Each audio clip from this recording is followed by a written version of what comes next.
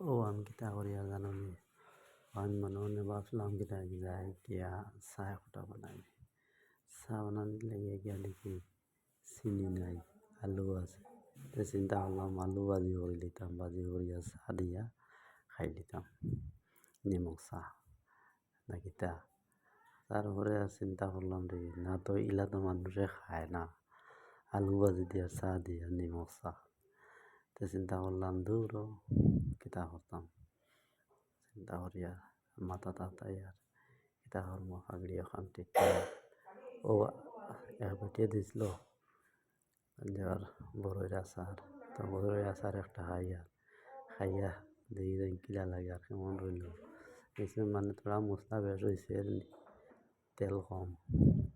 তারপরে আর কিতা করতাম আর ঘিরিয়া চিন্তা করি আর কিতা করবো।